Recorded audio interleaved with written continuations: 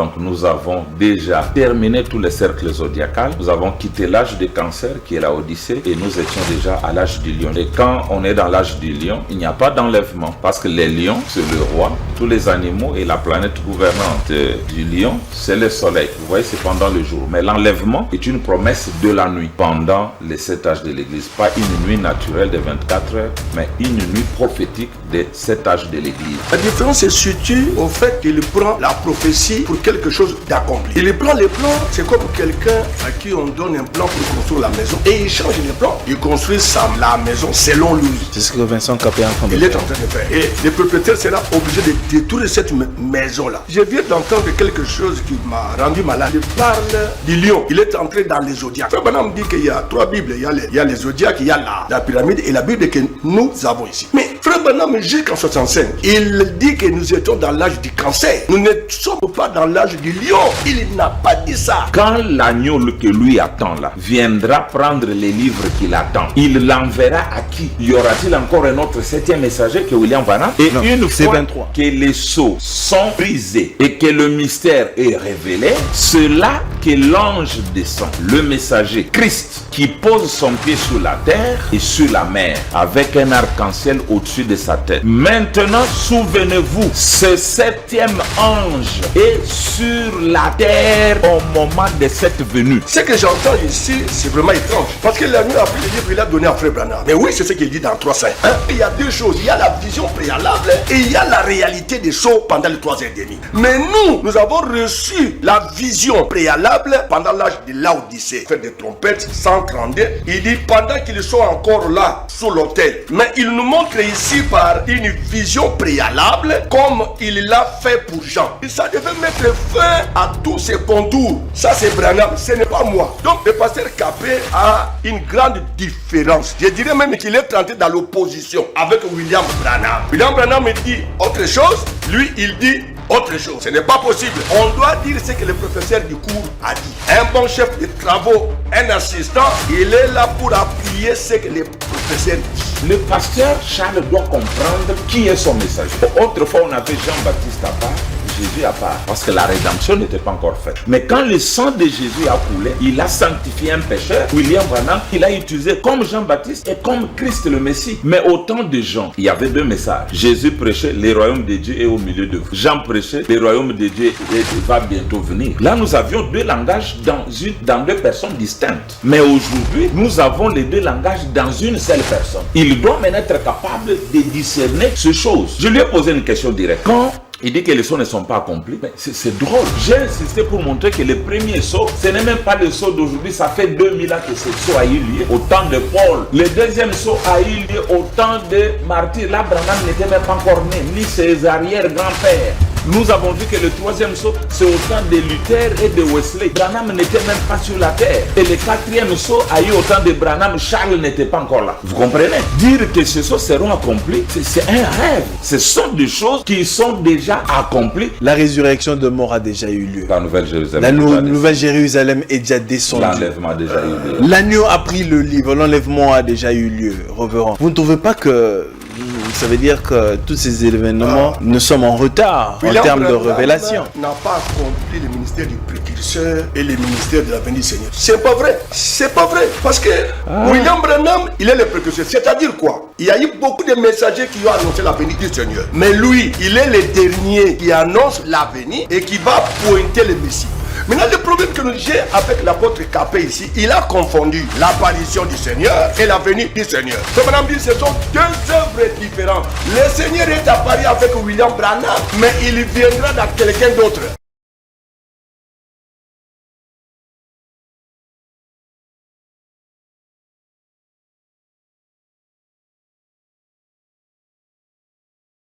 Vous faites bien de nous suivre, mesdames et messieurs, très chers téléspectateurs. Bienvenue à ce nouveau numéro de cette émission. Je vous avais promis qu'aujourd'hui, au courant, nous devions avoir la suite, voulais-je dire plutôt, de l'émission que nous avions tenue la fois dernière. Nous devions parler sur Apocalypse chapitre 5. L'agneau a-t-il pris le livre ou pas? Est-ce que tout est accompli ou non? C'est avec les deux invités que vous avez l'habitude de suivre ces derniers temps sur ce plateau, le pasteur Vincent Capé ainsi que le pasteur Charles Nzama qui sont sur mon plateau ce soir. Mon tout premier invité, c'est le pasteur Vincent Capé à qui je dis bonsoir et bienvenue, reverend. Bonsoir. Frère Jules. Vous allez bien, reverend? Oui, ça va par la grâce du Seigneur. Très bien. Alors, le deuxième invité, c'est le pasteur Charles Nzama qui est à ma droite à qui je dis bonsoir et bienvenue, reverend. Bonsoir, le frère Jules. Vous aussi, vous allez bien, reverend? Bon, je vais bien, par la grâce de Dieu toujours. Vous êtes en forme? Plus ou moins en forme. Très bien. Mesdames et messieurs, nous ouvrons directement cette émission. Nous parlons sur Apocalypse chapitre 5. Le livre, c'est la continuité de l'émission que nous avions tenue la semaine passée. En nous faisant juste la suite. Nous essayons de comprendre les choses avec les Écritures et le message. L'agneau a-t-il pris le livre ou non? Alors, nous ouvrons cette émission avec le pasteur Vincent Capé. Revenons. Alors, l'autre fois, nous avions parlé sur Apocalypse chapitre 5. J'aimerais de manière, pour faire une petite récapitulation et puis entrer dans la matière du jour, dans vos 5 minutes. Merci frère Jules. Nous avons eu cette émission la fois passée. Après la publication, j'ai écouté et réécouté. J'étais en larmes. J'étais en larmes parce que j'ai juste compris que le pasteur Charles, avec qui nous cheminons ensemble autrefois, ne croit même pas que William Branham est le 7e ange, le 7e messager. Alors, le voir dans cet état, ça m'a fait trop de mal. Et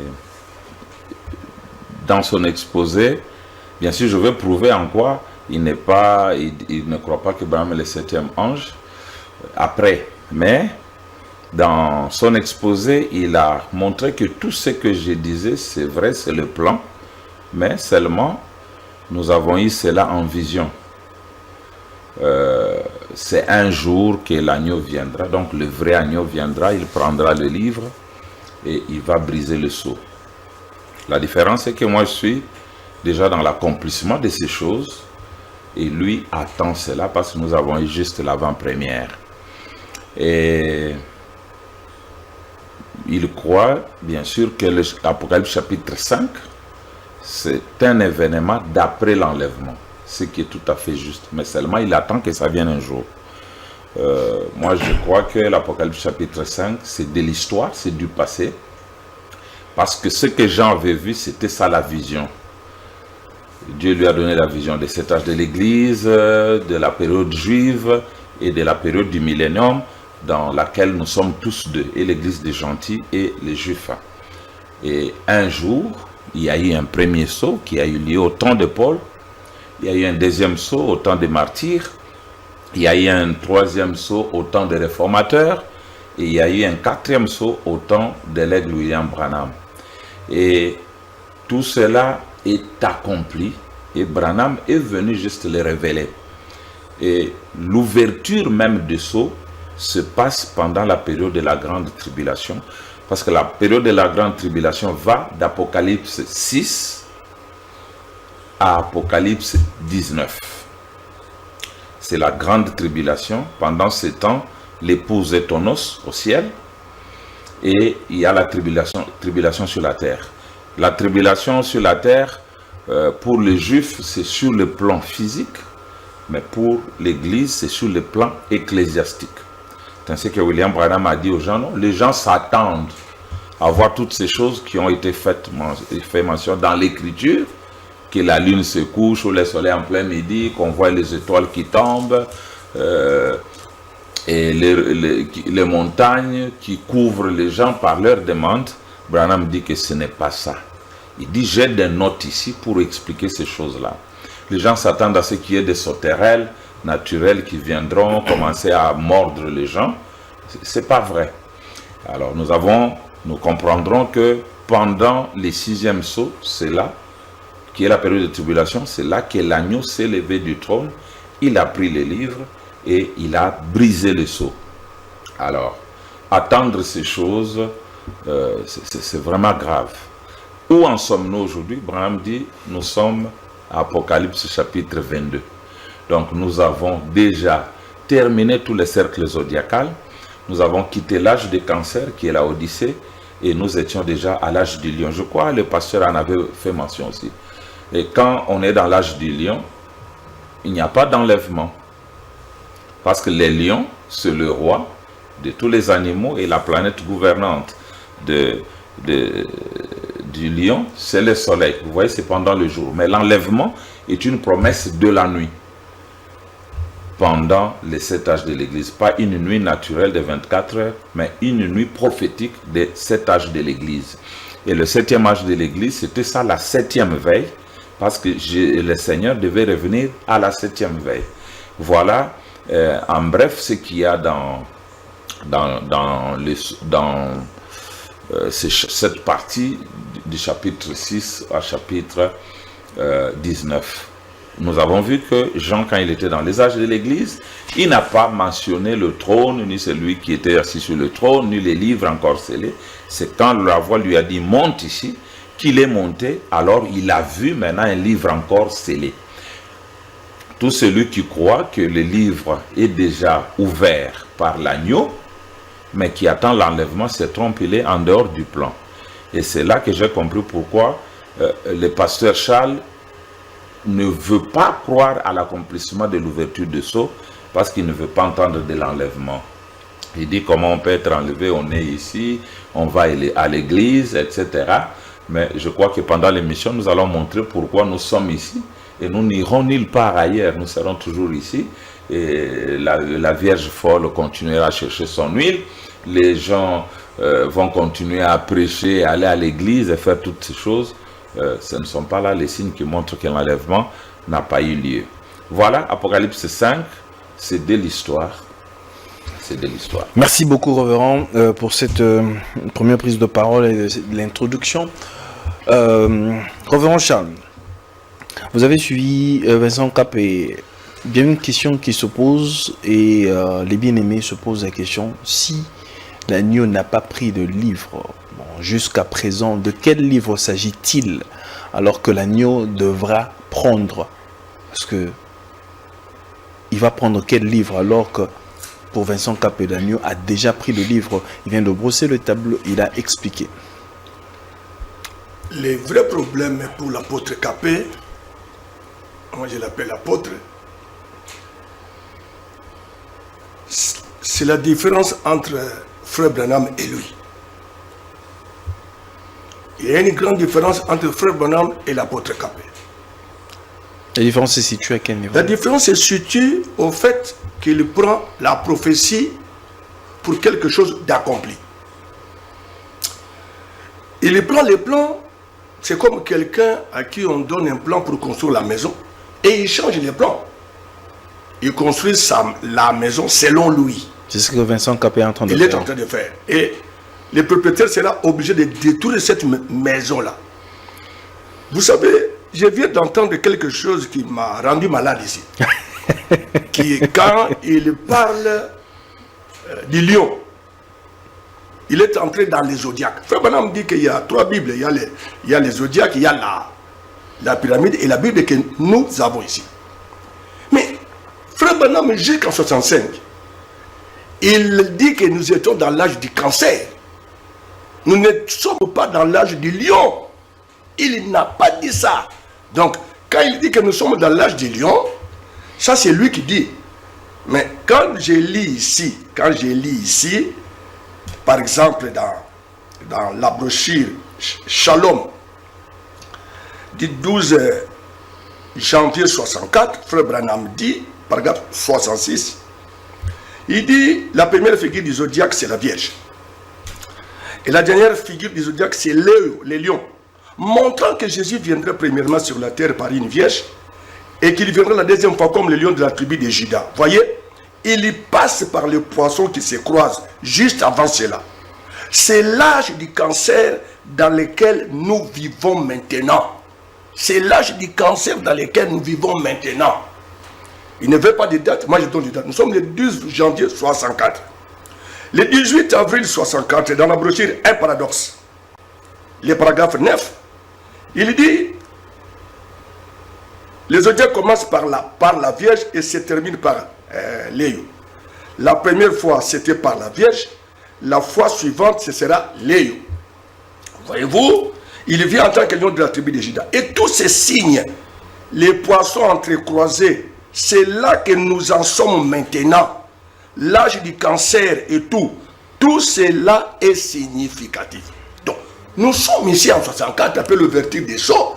Branham me dit que nous sommes dans l'âge du cancer. Et dans la demeure future, c'est pour dire que ça, les plans, c'est Branham qui l'a donné. Mais lui, il change les plans de Branham à sa guise. Demeure future, 2 août 64. Paragraphe 377. Il dit, la première Bible de Dieu était dans le ciel et les zodiaques.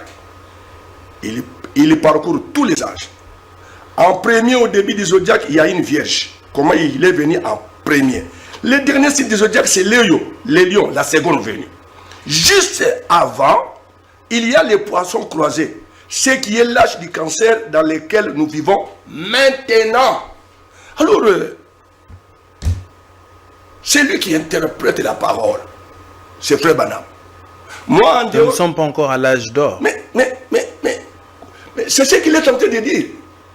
L'âge d'or, nous n'en sommes pas. Comment nous allons arriver là-bas sans la venue du lion? Pour qu'il soit lion, il faut qu'il puisse prendre les livres. Sinon, il ne peut pas être lion. Il n'est même pas lion. Jusqu'à la première partie des sauts, nous sommes dans l'âge du cancer, qui vient juste avant les lions. Et Frère Branham, pendant qu'il est en train d'ouvrir les sceaux dans une vision préalable ici, je l'avais lu la fois passée ici, dans la brèche 291, il dit quelque chose là, il décrit l'événement. Et il dit, 291, oui, il dit, alors toute la création soupirait, bon. Il dit, quand ils ont vu qu'il y avait un rédempteur et que toutes les âmes qui étaient sous l'autel, que les anges et les anciens, tout, quand ils ont vu cela se produire, ils ont vu ça. Pour le moment, c'est encore dans l'avenir. Ce soir, il est un médiateur, mais il va en venir là. Il n'est pas encore là. Là, nous sommes en quelle année? Nous sommes à l'ouverture des sceaux même. 63. Oui, le jour où il prend le chapitre 5, il décrit ça, l'événement, comment l'agneau prend les livres et tout, et il nous dit, pour le moment, c'est encore dans l'avenir. Ce soir, il est médiateur au chapitre, pendant qu'il parle du chapitre 5. Il est médiateur. Alors que quand il prend les livres au chapitre 5, il n'est plus médiateur. Pourquoi? Ce n'est qu'une vision, la chose n'est pas encore là, mais il nous décrit ça et nous vivons ça comme si nous avons vécu ça, alors que c'est quelque chose qui nous est donné en avant-première. Très bien, merci beaucoup. Révérend Vincent, vous ne trouvez pas que vous êtes dans une vision préalable, mais dans un plan comme le révérend Charles vient de le dire, et des événements qui auront lieu, mais vous avez dévancé même les événements, nous sommes arrivés là. Je vais lire William Branham ici dans La Marque de la Bête. William Branham est en train de décrire, il dit... Je peux d'abord réagir. Je lis et puis je vous laisse le temps de réagir. Il dit, comme Dieu a travaillé pendant 6000 ans, nous savons que 1000 ans, un jour au ciel, c'est 1000 ans sur terre, de pierre. Vous voyez, bon, et Dieu a bâti le monde en 6000 ans. Il y a maintenant 6000 ans que l'Église lutte contre le péché. Et au 7e millier, Dieu a pris son repos. Il s'est reposé le 7e. Et maintenant, un type du millénium de l'Église qui va vivre ici sur terre, ici même, dans des corps, pendant 1000 ans, sans maladie, ni tristesse, ni problème, ni mort. Je m'arrête seulement là. Mais vous ne trouvez pas que quand William Branham est en train de décrire ici, il dit que nous vivrons ici, mais ce sera sans maladie. Ici, il décrit seulement le millénium. Parce que vous dites, non, on a le millénium, on a déjà dépassé, tout est accompli. Vous ne trouvez pas que ça biaise un tout petit peu, révérend? Ok, je ne vais même pas d'abord vous suivre dans ça parce que la question du millénium a été traitée ici maintes et maintes fois. Non, j'ai pris juste cet élément exactement, pour exactement. vous faire montrer dans tout est accompli. Je vais en venir là. Nous avons pris beaucoup de temps dans plusieurs émissions pour parler du millénium selon la révélation. Je vais y arriver. Mais pour le pasteur Charles, je venais de faire une déclaration au début que ce qui m'a fait mal, c'est de voir que lui ne croit pas que William Branham est le 7e messager, le 7e ange. Pour 2 ou 3 raisons que je vais donner ici. En croyant à la future ouverture de sceau par un certain agneau, qui n'est pas celui qui a ouvert, parce que celui-ci, c'est une vision. Le pasteur Charles a nié ouvertement que Branham soit le 7e ange. Pourquoi? Parce que quand l'agneau prend le livre, il le remet au 7e ange. Si Branham et son ouverture de sceau, c'est de la vision tout simplement. Dieu prend le livre et remet à William Branham. Oui, je vais lire. Et de quel livre s'agit-il en réalité? Le livre scellé de 7 sceaux. Nous parlons du livre scellé. Là, c'est vous qui interprétez, qui dites que c'était un livre scellé de 7 sceaux. Un instant. Le livre scellé de 7 sceaux, quand l'agneau le prend, il arrache le sceau, il le remet à William Branham, le 7e ange, pour le révéler à son peuple. Maintenant, si cela n'a pas eu lieu, comme le pasteur dit que l'ouverture de sceau aura lieu un jour avec l'agneau vrai, qu'il me dise à qui il va remettre ce livre. Parce que le livre, il le remet au 7e ange. Donc, Paul, Irénée, Martin, Colomba, Luther, Wesley, Branham, et aussi c'est une vision. Donc, ce sont les 7 messagers en vision. Donc, il faut attendre un vrai Paul, un vrai Irénée, jusqu'à William Branham, les vrais, pour que l'agneau vrai prenne le livre vrai et il le donne à un autre 7e messager. Ça, c'est la première chose. Et je lirai la citation à propos. La deuxième, il a affirmé dans l'émission passée que l'Apocalypse 10, que l'ange de l'Apocalypse 10, l'ange qui va tout droit aux Juifs, n'est pas encore descendu, parce que tout c'est en vision. Vous l'avez entendu ici. En faisant aussi ça, il se renforce davantage dans le reniement de Branham comme le 7e ange. Pourquoi? Branham dit, l'ange puissant qui descend, c'est lui qui va tout droit aux Juifs, qui met son pied sur la mer et un autre pied sur la terre. Il dit, il trouve le 7e ange, Branham, sur la terre. Aujourd'hui, William Branham est parti. L'ange là n'est pas encore descendu. Et quand l'ange va descendre, il va trouver quel autre 7e messager. Et c'est le pasteur Charles qui est ce messager. Je lis d'abord les 2 petites citations pour confirmer ce que j'ai dit ici. William Branham dit dans La Brèche, paragraphe 301. Donc je prends d'abord, 301. Il dit, la première chose qui a représenté cette rédemption, c'est l'agneau immolé dès la fondation du monde qui est venu. Et il a pris le livre, gloire. Suivez-moi bien. Il a ouvert le livre et en a arraché le sceau. Et il l'a envoyé sur la terre à son 7e ange pour le révéler à son peuple. L'assemblée se réjouit beaucoup. Branham dit voilà, oh là là, qu'est-ce qui s'est passé? Les cris, les acclamations, les alléluia, les joints, la puissance, la gloire, la manifestation. L'assemblée continue à se réjouir beaucoup. Or, ce que Jean avait vu dans la vision, quand l'agneau a pris les livres, il y a eu des acclamations, etc. Mais ce jour-là, dans la vraie version de la chose, l'antitype, il y a eu ce grand jubilé au Branham Tabernacle, où il n'y avait pas que les croyants du Branham Tabernacle, mais toute la famille terrestre, même Adam est au Branham Tabernacle. Oh. Parce que le livre ne concernait pas seulement les vivants du 7e âge. C'est ce que Frère Branham dit. C'est tous, même ceux qui s'étaient endormis tout au long des âges. C'est pourquoi quand nous arriverons à la résurrection, certainement pas aujourd'hui, et nous allons vous montrer les morts ressuscités. Parce que la question m'a été posée, mais les morts sont ressuscités, où sont-ils? Voilà la première citation. Quand l'agneau prend les livres, il l'envoie sur la terre à son 7e ange Branham. Maintenant, vous notez cette question que vous allez lui poser. Quand l'agneau que lui attend là, viendra prendre les livres qu'il attend, il l'enverra à qui? Y aura-t-il encore un autre 7e messager que William Branham? La deuxième citation, c'était celle-ci, dans la brèche, pour confirmer que l'ange puissant, quand il descend, il trouve Branham sur la terre. Et Branham n'est plus sur la terre. C'est que c'est le pasteur Charles qui est en train de bousiller le plan, pas moi. Branham, Au paragraphe 41.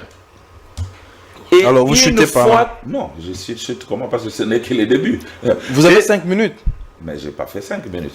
Mettez le chrono comme autrefois. Oui. Et une fois... Vous avez pris à 17. Et une fois... Maintenant c'est 19. Et non, une fois 23. que les sceaux sont brisés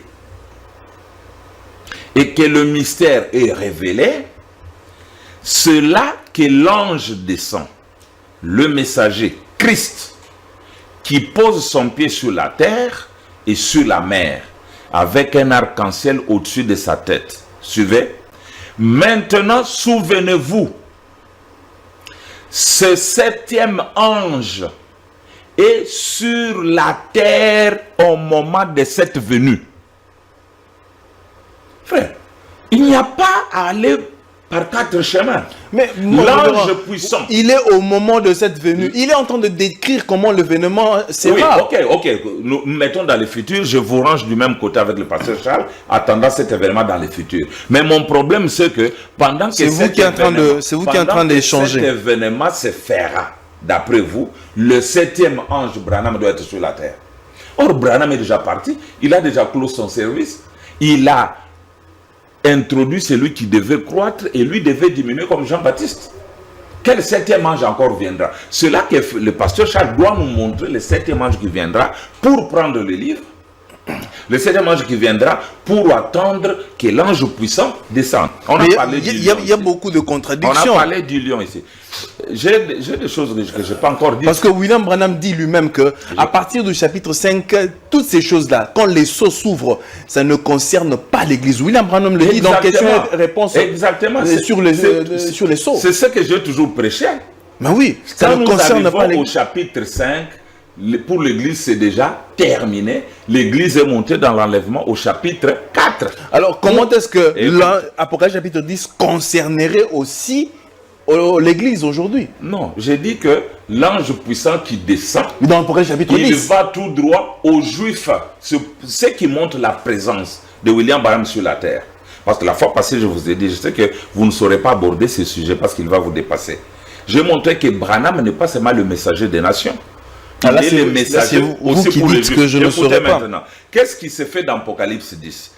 Christ, la pyramide qui descend la nuit, la pyramide, trouve un homme, un messager sur la terre qui est une pyramide. Parce que l'homme est fait à la statue d'un homme parfait. Le croisement des deux pyramides, ça forme l'étoile de David à 6 branches. Voilà pourquoi William Branham est mentionné dans Apocalypse 10, juste entre les 6 trompettes et la 7e. C'est contradictoire à la Or, parole c'est là de Dieu. la période juive. Branham, c'est le prophète des Juifs. Quand il termine avec les nations, il va tout droit. William Branham dit, Alors, nous allons y William arriver. Branham dit lui-même, Alors. je remets la parole, je vous reviens, révérend.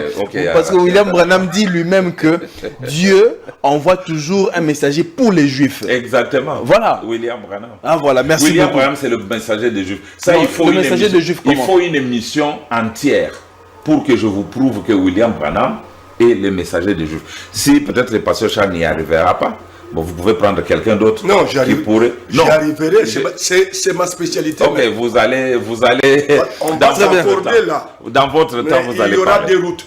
Maintenant, Très bien. maintenant, vous allez chercher quelqu'un qui est capable d'affronter cette tempête, parce que c'est sérieux. Bon, comme vous m'avez arraché la parole. Je vous reviens, révérend. Ok, Je merci. suis d'accord avec vous, c'est une tempête. Alors, pasteur Charles, vous Ça avez fait suivi 10 minutes. Hein? Non.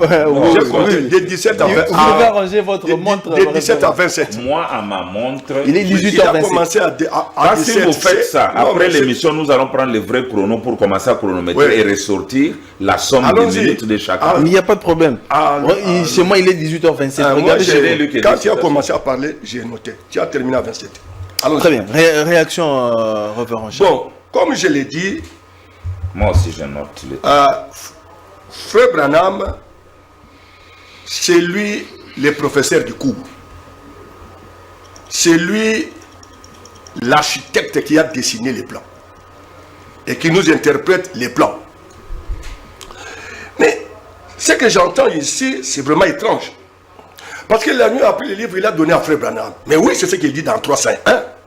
Mais j'insiste que, comme il le dit lui-même ici dans la fête des trompettes 132, nous devons savoir ça, sinon on va tourner, et pourtant il y a deux choses. Il y a la vision préalable et il y a la réalité des choses pendant les 3 heures et demie.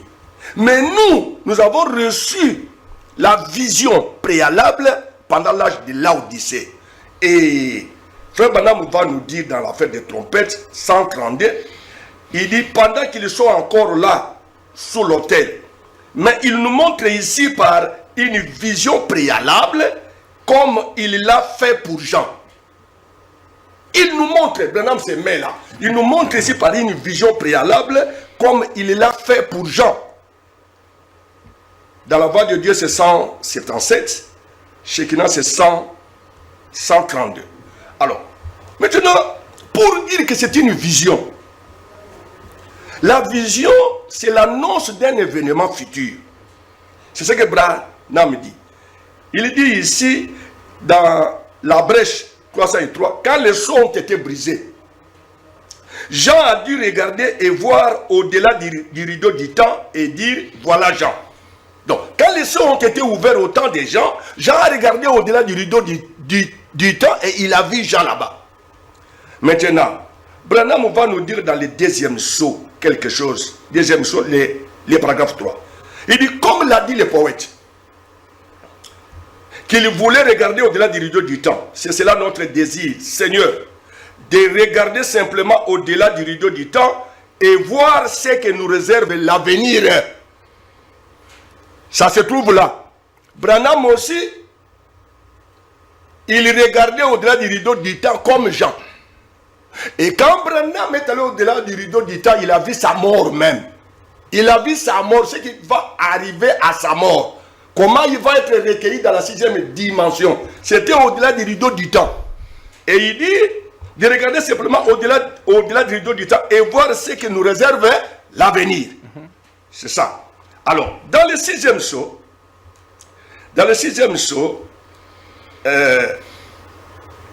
il dit, ou plutôt dans le 7e sceau, 351, il dit, mais c'est la grâce de Dieu qui a permis à mes pauvres yeux, dont la vue commence à baisser, de regarder au-delà du rideau du temps pour voir ces choses là-bas, et je suis revenu. Donc, l'ouverture des sceaux ici que Frère Branham nous donne, il est simplement allé au-delà du rideau du temps. C'est ce qu'il est en train de dire ici. Il est allé au-delà du temps, il dit, c'est la grâce de Dieu qui a permis à mes pauvres yeux, dont la vue commence à baisser, de regarder au-delà du rideau du temps, pour voir ces choses là-bas, et je suis revenu. Donc, quand l'apôtre Capet dit que, non, vous voyez, il a pris les livres, mais oui, c'est dans la vision qu'il voit ça. C'est comment je dirais, dans une vision, ce n'est pas la réalité. Non, ce n'est pas la réalité. On dirait en quelque sorte c'est une fiction. Non, la fiction c'est trop dire. La fiction c'est quelque chose qui est imaginaire. Ici c'est la chose réelle, mais qui n'est pas encore accomplie. Mais lui il voit ça comme si c'est déjà arrivé. Alors Branham va nous dire un peu quelque chose là. C'est terrible. Il dit, qu'est-ce qu'une vision? Puisque il dit, qu'est-ce qu'une vision? Il y a ici un homme qui peut allumer la lumière. 29 décembre 63, 164. Qu'est-ce qu'une vision? C'est la parole de Dieu. La prévision. Ou la prédiction d'un événement. Voilà. Or, Branham, dans l'ouverture des sceaux ici, c'est une vision. Quand on lit aussi Jean, dans la brèche 150, il dit, et Jean dans la vision, il a regardé, il a vu dans la main droite de celui qui était assis sur le trône un livre écrit en dedans et en dehors, scellé de cette chose. Est-ce que ce que Jean avait vu en vision là sur les sceaux, c'était déjà arrivé? Non, c'est une vision.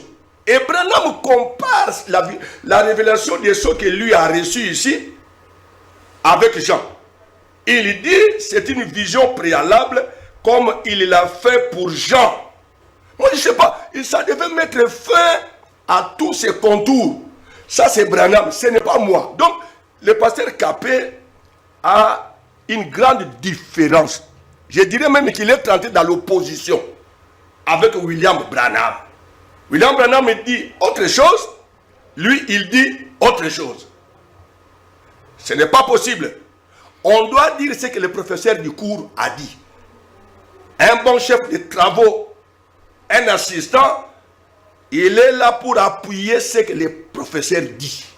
Et William Branham nous dit que c'est une vision préalable, comme il l'a fait pour Jean. Donc moi je ne vois pas pourquoi on doit continuer à tourner en rond. Non, il a donné à lui, il l'a donné à William Branham dans cette vision-là. Comme Jean aussi avait vu la vision. Et dans l'antitype, il va le donner à qui? Non, dans l'antitype, il ne va pas le donner. Dans l'antitype, à qui? Mais qui a dit que quand il va prendre les livres là, il va les donner à quelqu'un? Oui, non. Apocalypse 10. Non. Le septième ange est sur la terre. Non, le septième ange. Ok. Je vais revenir là. Dans Shalom 245.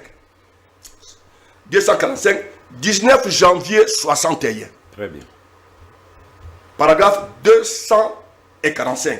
Frère Branham montre là que quand l'ange puissant descend d'Apocalypse 10, 241. 245. 19 janvier 64, paragraphe 245.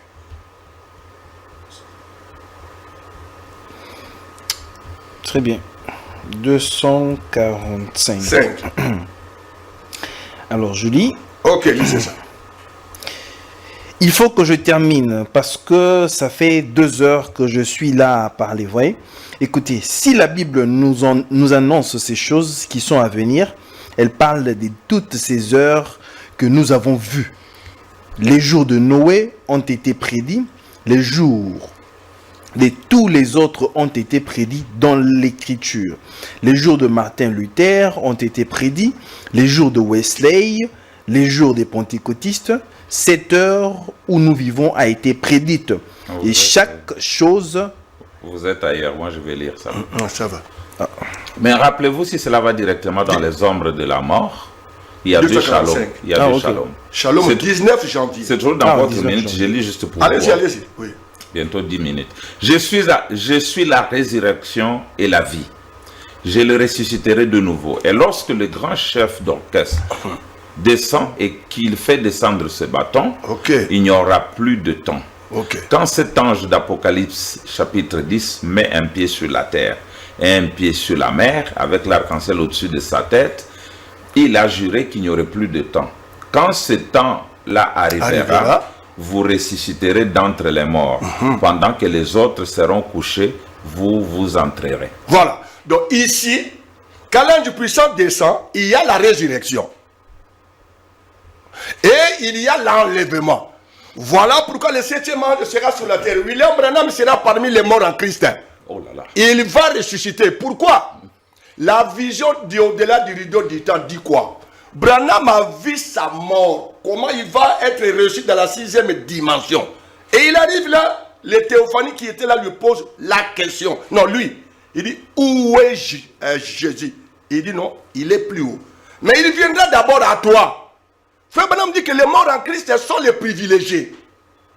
Ce sont les morts en Christ. Il entre dans la 6e dimension d'abord là. Il vient d'abord à Branham. Il va le juger pour ce qu'il a prêché. Et après, William Branham présentera toute cette théophanie là à Jésus.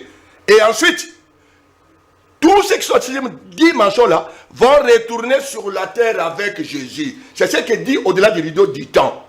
Donc, William Branham sera parmi les ressuscités. Voilà pourquoi il est sur la terre en ce moment-là. Quand l'ange puissant descend, tous les morts en Christ qui sont de la 6e dimension reviennent sur la terre. Non, ce n'est pas que William Branham est vivant. Non, il sera parmi les morts en Christ. William Branham sera parmi les morts. La vision de au-delà du rideau du temps nous a montré clairement qu'ils étaient dans la 6e dimension, attendant la venue du Seigneur. Et William Branham est arrivé là-bas, où est le Seigneur? Dit non, il est plus haut. Il viendra encore. Attendez un moment. 10 minutes. Il viendra là-bas, il va les trouver. Et il va les ressusciter. Voilà. Très bien. Merci beaucoup, Reverend Vincent Capé. Vous êtes en train de parler d'une vision, de quelque chose. Je regarde aussi à ma montre pour voir mes 10 minutes. J'ai mon chrono là. Merci. J'ai mon chrono. Alors, vous savez, il faut faire longtemps avec le pasteur Charles sur ce plateau pour décortiquer toutes ces choses qui lui semblent être difficiles. Ah, ça lui semble être Oui, difficile.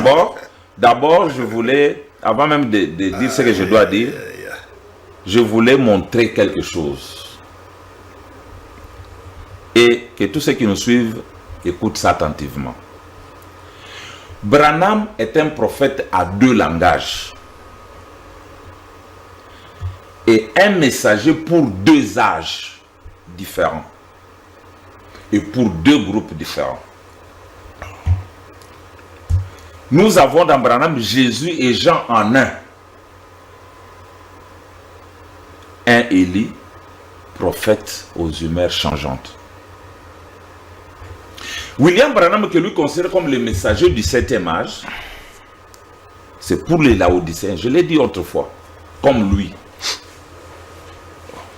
Mais William Branham, du paragraphe 64 de la fête des trompettes, dit qu'il n'est pas le messager de Laodicée.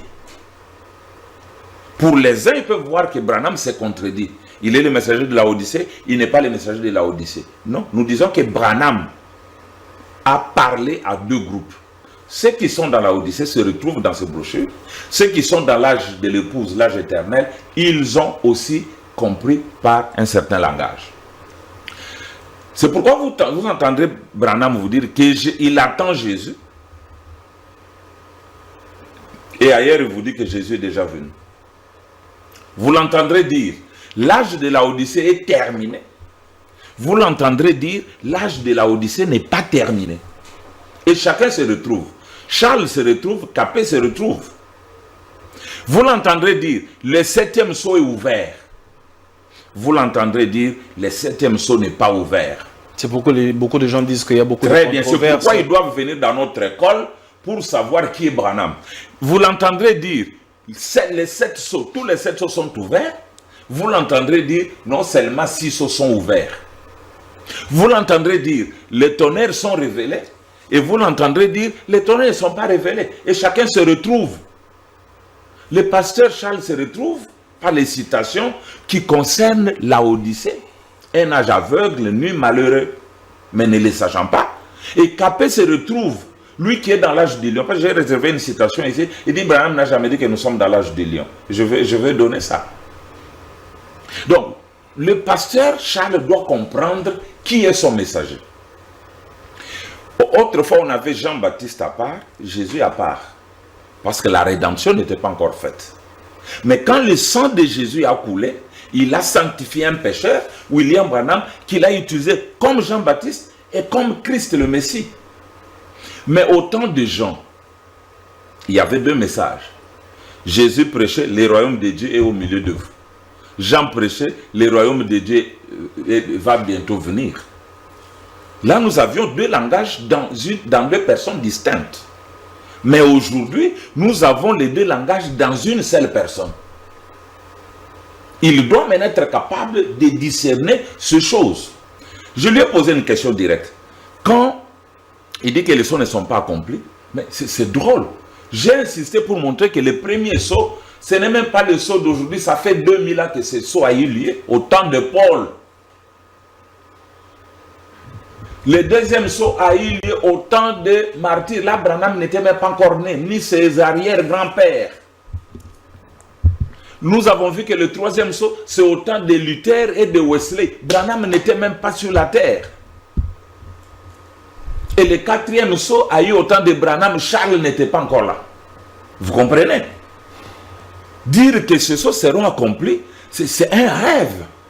Ce sont des choses qui sont déjà accomplies. Et Branham est venu donner la révélation pour dire, regardez, celui qui était monté sur le cheval blanc là, c'était l'antichrist. J'ai pensé autrefois que c'était Christ.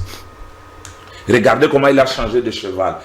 Il va du cheval blanc au cheval roux au cheval noir, du cheval noir au cheval pâle. Ça, c'est maintenant Branham qui vient donner la révélation de choses qui sont déjà accomplies. Je veux que le pasteur Charles aille faire cet exercice-là. Qu'il aille faire cet exercice de voir que dans Branham, tout le monde se retrouve. Et les Laodicéens, et nous qui ne sommes pas de Laodicée. Vous comprenez? Maintenant, je lis une citation ici pour que Frère Charles comprenne. Je suis dans l'adoption, par exemple. L'adoption du 22 mai 60, soit 23, paragraphe 23. La troisième, il parle des Bibles, hein, des trois Bibles. Il dit la troisième a été écrite sur papier. La Bible, pour ce monde très intelligent, très intellectuel, qui allait venir. Maintenant, Dieu a parcouru les âges et nous en sommes maintenant à celui du lion. Il peut continuer à lire. C'est écrit. Or, il nous a lu, là où Abraham dit que nous sommes dans l'âge du cancer. Mais je lui lis, là où il dit, nous sommes dans l'âge du lion. Chacun se retrouve. L'Odyssée aime ça. Non, non, l'âge du lion va venir.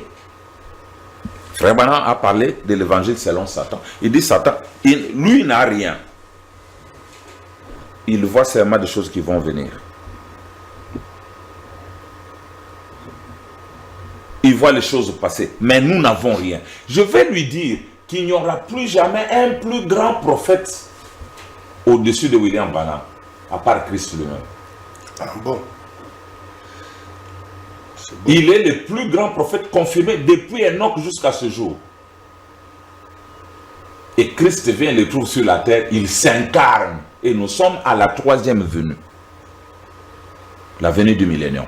Maintenant, si le pasteur Charles continue à nier, croyant que nous sommes encore dans la Odyssée, nous attendons les événements qui vont aller du chapitre 4 au chapitre 19. Mais moi, je lui dis que si c'est ça, qu'il me dise comment la Nouvelle Jérusalem, qui est un événement d'Apocalypse 21, est déjà descendu sur la terre.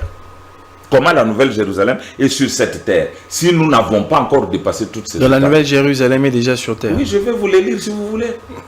La Nouvelle Jérusalem est sur cette terre. Déjà. La Nouvelle Jérusalem est sur cette terre. Et tous les habitants de la ville sont là. De manière spirituelle ou bien de manière physique? Il n'y a pas une nouvelle Jérusalem spirituelle et une nouvelle Jérusalem charnelle. C'est la nouvelle Jérusalem, c'est l'opposé de l'ancienne Jérusalem qui est dans la servitude. Mais nous parlons de cette nouvelle Jérusalem dont Paul a parlé dans Galates, la nouvelle Jérusalem qui est notre mère, dont Paul a parlé dans Hébreu, les myriades qui forment les cœurs des anges, dont Jean a vu la ville descendre, que Branham nous a montré. Et nous y sommes.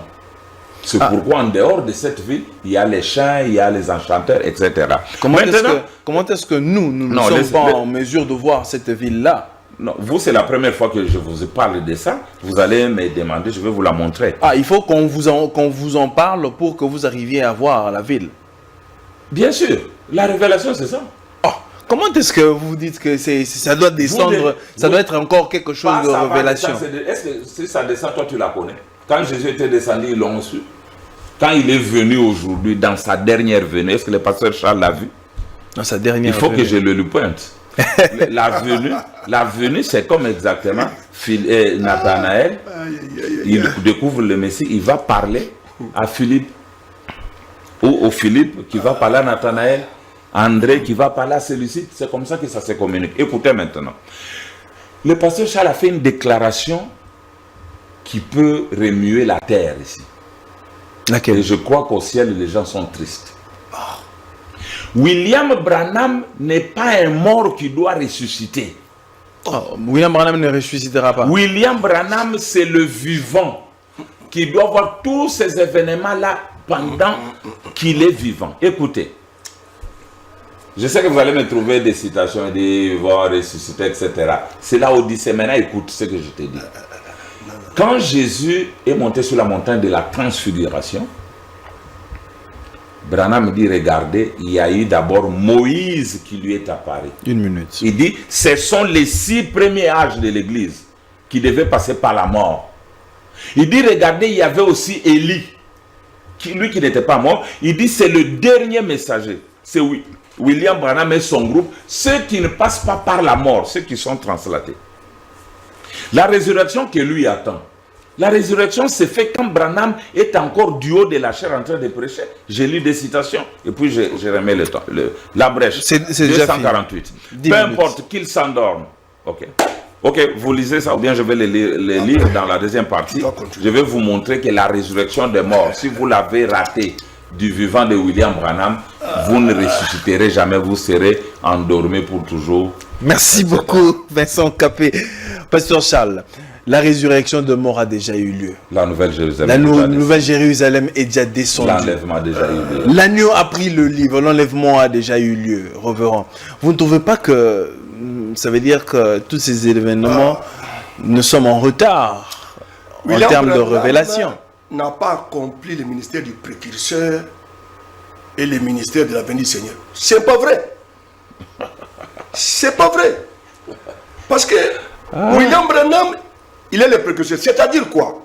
Il y a eu beaucoup de messagers qui ont annoncé la venue du Seigneur. Mais lui, il est le dernier qui annonce la venue et qui va pointer le Messie. Maintenant, le problème que j'ai avec l'apôtre Capé ici, il a confondu l'apparition du Seigneur et la venue du Seigneur. Frère Branham dit que ce sont deux œuvres différentes. Le Seigneur est apparu avec William Branham, mais il viendra dans quelqu'un d'autre. Et quand Jean-Baptiste est venu, il a annoncé, lui qui était le dernier prophète. Après lui, c'est le Messie. Le prophète qui vient après le précurseur, c'est le Messie. Et quand le pasteur Capé dit que non, après William Branham, c'est fini, moi je suis étonné. J'appelle William Branham lui-même. Ah, vous l'appelez? Je l'appelle. Très bien. Devant la cour, pour qu'il puisse présenter ses moyens de défense. Parce qu'on les taxe des menteurs. Non, il est dans l'homme à deux langages. Non, attendez, vous dans votre langage. vous avez dit des choses ici que moi je ne crois pas. Maintenant, je vais montrer que c'est vous qui ne croyez pas. Moi, je crois à William Branham. Écoutez un peu ça. Il dit dans les 3 témoins, 28 juillet 51, paragraphe 9. Il dit, mais un don prophétique est ordonné à venir avant la fondation du monde. Cela n'arrivera jamais avant que je meure. Il passera de moi à quelqu'un d'autre. Voyez-vous? William Branham annonce un don prophétique. Et ce don a été ordonné, avant la fondation du monde. Mais ce don-là n'arrivera jamais avant que William Branham meure. Et le don prophétique que William Branham avait passera de lui à quelqu'un d'autre. Avançons. Avançons pour que William Branham puisse enfoncer les clous. Il va enfoncer les clous. Il dit ici dans la brochure, le 7e show, 373. Écoutez bien. Il doit partir et laisser la place à celui-là. Il dit, quand viendra le moment, Seigneur, permets que je sois fidèle, honnête et sincère, afin que je puisse porter les messages aussi loin que j'ai été destiné à les porter. Et quand viendra le moment où je devrais me reposer, quand j'arriverai au fleuve et que les vagues commenceront à déferler, oh Dieu, que je sois en mesure de remettre cette vieille épée à quelqu'un d'autre qui s'en servira avec honnêteté, Seigneur, et qui portera la vérité. L'épée du roi que William Branham a reçue en 63, avant l'ouverture des sceaux là, à sa mort.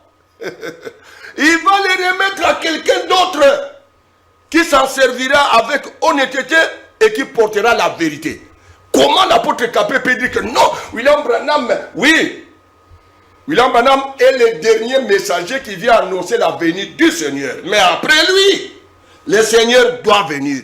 Et c'est cette personne ici que William Branham est en train de nous annoncer ici. Écoutez encore. William Branham, c'est Malachie 4, c'est Luc 17 et 30. Écoutons un peu ça. Mariage et divorce, paragraphe 35.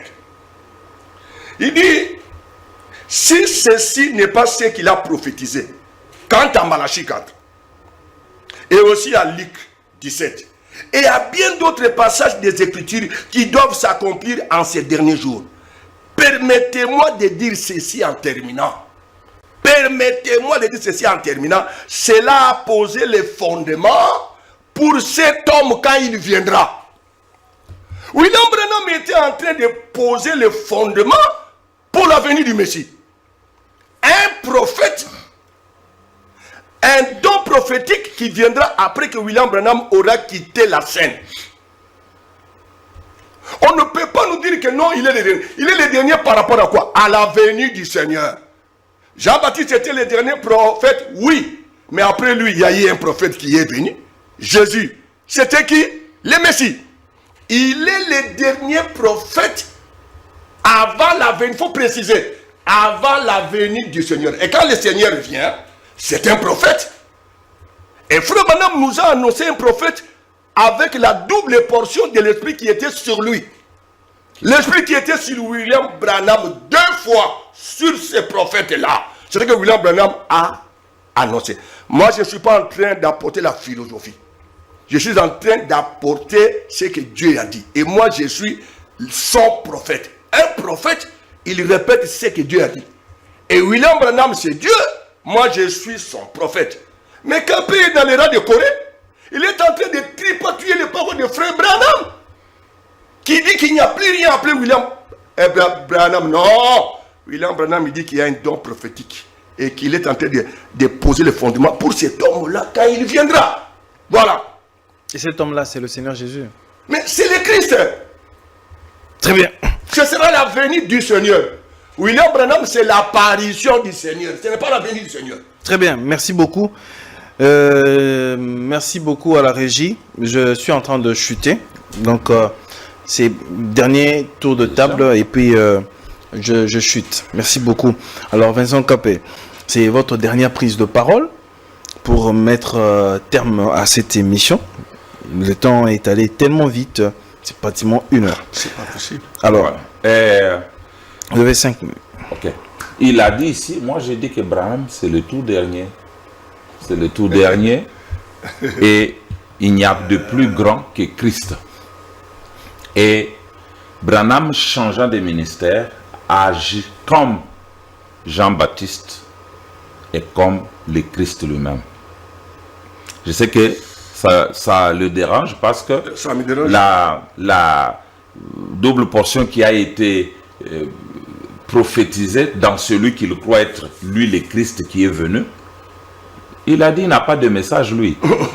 Or Christ quand il vient, il nous annonce le message d'encouragement et la lumière de la parole deviendra de plus en plus brillante à notre jour de perfection.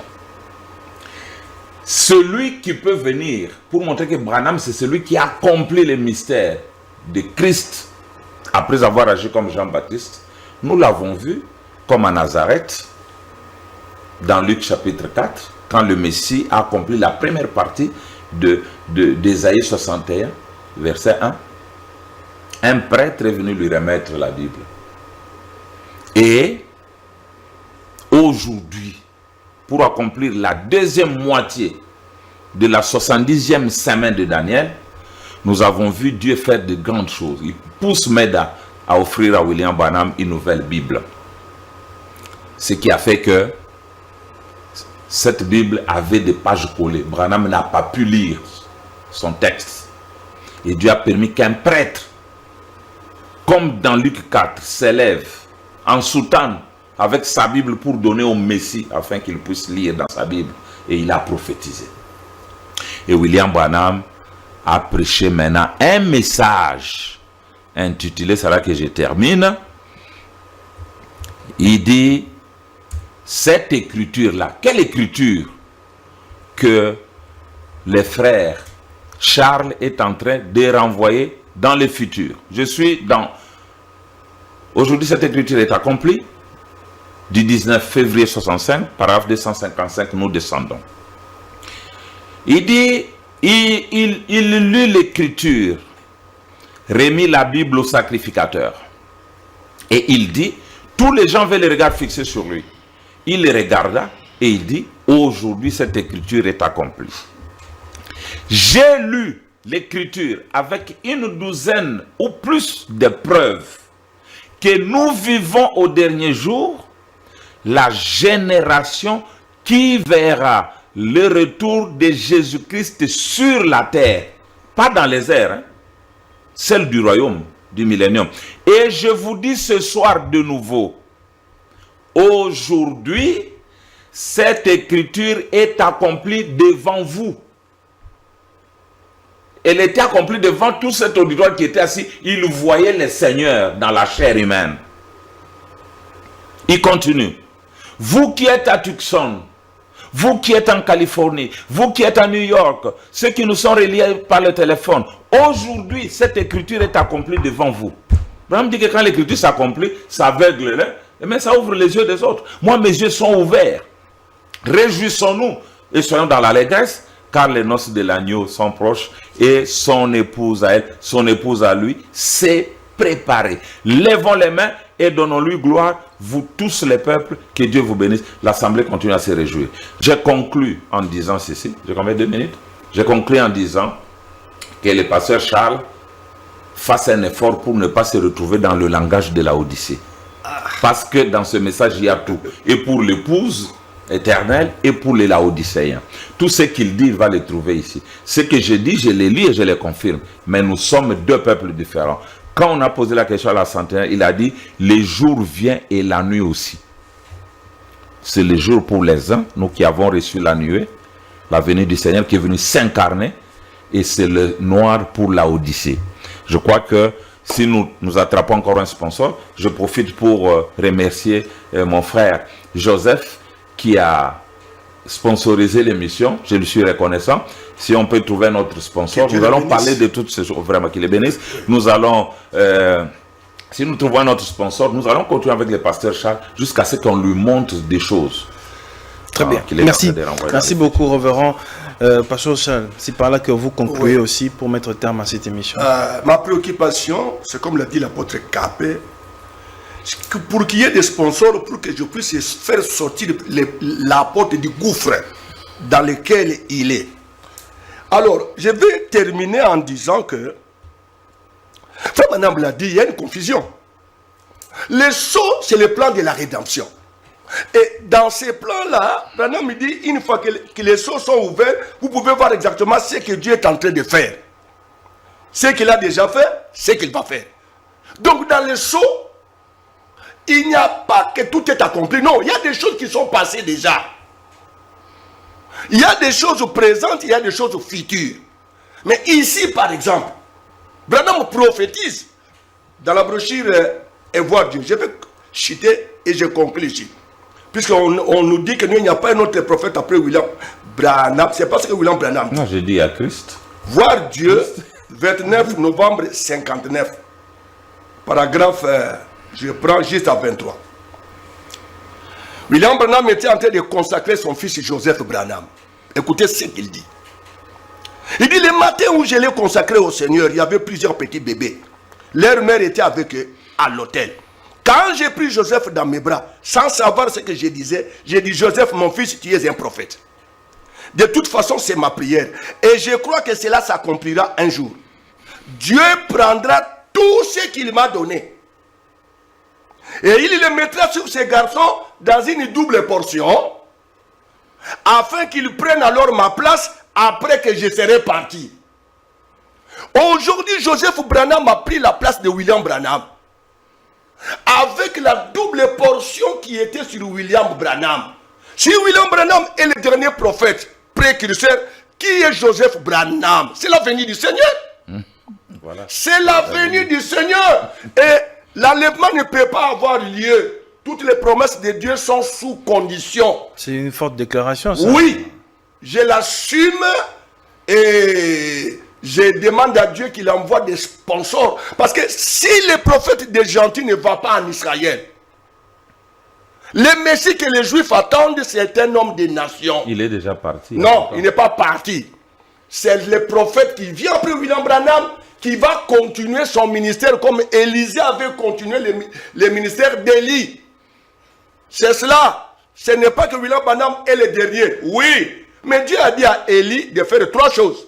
Oindre Hazaël comme roi de Syrie, Jéhu comme roi d'Israël et oindre Élisée comme prophète à sa place. Élie n'a oint qu'Élisée, il est parti. L'esprit qui était sur Élie est revenu sur Élisée dans une double portion. C'est lui qui est allé oindre Hazaël et Jéhu. Et la scène se répète ici. Joseph Branham a pris la place de William Branham avec la double portion.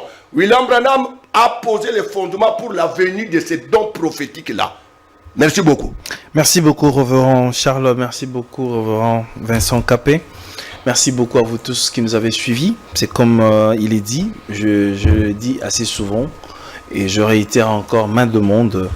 Si vous voulez que nous puissions vous servir, en tout cas, que les personnes qui sont touchées, qui peuvent nous aider, nous soutenir, un sponsor, voilà, qui peut se présenter pour soutenir cette œuvre, ce que nous sommes en train de faire, parce que ça nous demande de l'argent.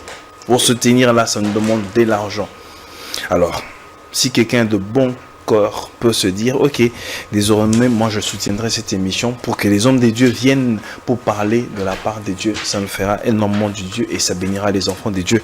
Pour le reste, portez-vous bien, que la paix soit avec vous et que Dieu vous bénisse. Au revoir.